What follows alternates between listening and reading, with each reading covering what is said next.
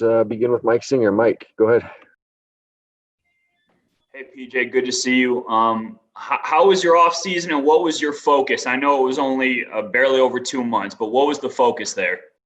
Off season was pretty good, really short, as everybody knows, but just tried to stay focused, stay the course, and for me, knowing where I was going to be the next season, knowing I was still going to be here was a major part, and me going in this off season, kind of knowing what I needed to bring to the table for this team to continue our success and continue to progress. So, like I said, just knowing where I was going to be at for the first time with my career the next year, it was big for me. And next question will go to Chris Marlowe. Chris, go ahead. Hey, PJ, I'm wondering, there's been lots of talk with the 3 players leaving and a lot of players coming in. How do you see your role on this team this season?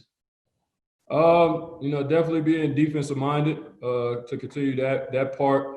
Being able to play the 1, 2, and 3, knowing all those positions and knowing what I need to do to be helpful in all those positions. So like I said, just knowing multiple positions, being able to guard multiple positions, it'll be really big for me this season. Next, we'll go to Katie Wingy. Katie, go ahead. Hey, PJ, great to see you.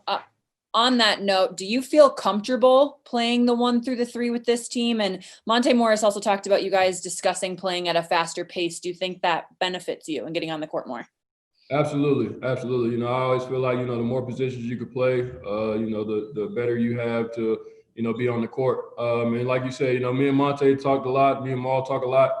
Just being able to those guys to be able to play off the ball or on the ball as well. They bring a lot to the table, a lot of versatility. So, we all try to be interchangeable in those positions. And, we look forward to, doing that and playing multiple positions.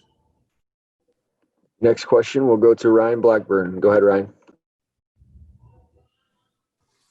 Hey, PJ, you mentioned just playing the 1, 2, 3, just trying to get into spots there. Did the coaching staff or anybody associated with the team give you kind of a checklist item for things that you can work on in the offseason? And if so, could you shed some light on some of those things that'll help you get into the rotation?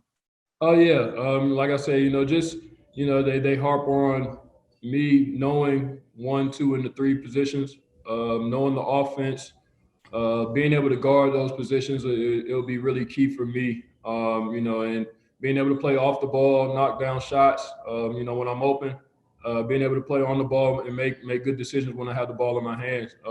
Like I said, just being able to be that all-around player at the 1 through the 3 position, that's what I'm hanging my hat on this year. Next, we'll go to Chris Marlowe again. Chris, go ahead. PJ, I don't think your defensive ability's in doubt.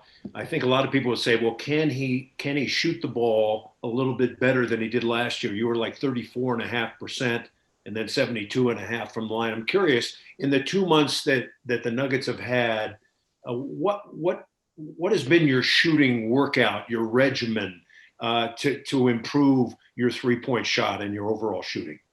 Repetition. The more you do things, the better you're going to get at them naturally. That's what I've been trying to do ever since the season was on. Even last season, throughout the season, just try to continue to get reps, being able to shoot game shots and make it game like. That's what it's all about. And I feel really good going into this season that the progress will show. We'll go to Katie Wingy next. Katie, go ahead. PJ, with 7 new guys coming in, how much do you know about them? How much have you watched their games? And how do you think they're going to fit in terms of this Nuggets team taking the next step? I haven't seen personally too much of the young guys. Mostly, anybody that's been in the league, I'm kind of familiar with, but not sure about the young guys. I haven't seen them play too much. I definitely have seen the highlights, and they are a great group of guys, great group of talent. But that's what we have in Denver. We have a young team, young core, and very talented group. So we're excited to welcome them, and I'm can't wait to get started. Back to Marlo. Chris, go ahead. I'm curious as to one more thing. Defensively, how important was it for you when you went around the league last year and you got a chance to play in the games? How important was it to get to know the opposition? Like, what does Donovan Mitchell do? What are some of these guys? How important is that for you? Just having a year in the league or part-time and then getting to know what they do to be able to shut them down? It was big for me. It's only a handful of guys that can get into this league just based on their scoring ability. So I knew, for me to be on the court, I had to come out there and hang my hat on the defensive end and have a huge impact on that end of the game. And so, that was my mindset every game. Taking notes of who I was going to guard, their tendencies, what they like to do, what they don't like to do. And, like I said, I knew if I was going to be on the court, that's what I had to go out and do. Go to Katie next. Katie, go ahead. I'm curious, given you're a younger player in the league in terms of experience, and this being the shortest off season ever for you guys, what was the most beneficial thing that you did during this time off, whether it be for your mental health or your physical health, to get you ready to be back to basketball? Just go home, be with family. That always is a good mind cleanser through the season. So just being back at home for a little bit, being able to see my family through these holidays was really good.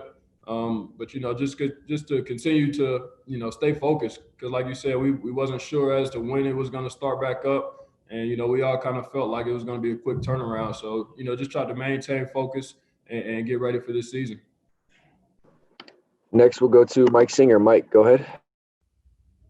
Hey, PJ, I don't think you answered this, but I'm just wondering your perspective on going into camp when you guys have such a loaded backcourt and so many different guys that play different styles. Are you excited with all the camp battles that are bound to happen in the next 2 weeks? Absolutely. It's going to be a good one, man. And we have like I said, we have a young competitive group with a lot of talent. And, so we don't know exactly as to, what the season's going to look like in terms of rotation and all that good stuff. But, like I said, we have a competitive group, and, we're here for each other. We're on one team, but at the end of the day, we all want that spot. So it's going to be a competitive training camp, and, we're all looking forward to it. Next, we'll go to Harrison Wind. Harrison, go ahead. Hey, PJ, you guys lost Torrey this offseason, obviously. And I'm curious, he was kind of used as a defensive specialist at times for you guys last season. Did you ever take any cues or notes just in terms of how he prepared to go up against assignments and just kind of how he handled himself last year in that role? Absolutely. He was a big part of, me and the progression that I made personally, especially on the defensive end. Through the games, hearing him, vocalize his matchups and other matchups that he didn't even have. He knew everyone's tendencies. He knew, what guys did, what their strengths and their weaknesses was, even if he wasn't guarding them. So that was a major key and a major takeaway that I took, from Torrey. Just the fact that he was locked into his opponent every night, no matter who it was, no matter if he knew he was going to get 30 minutes or 10 minutes, he was locked in. All right, I have no hands. Any more questions for PJ? That looks to be it, man. Thanks for joining us today. We appreciate it. Thank you.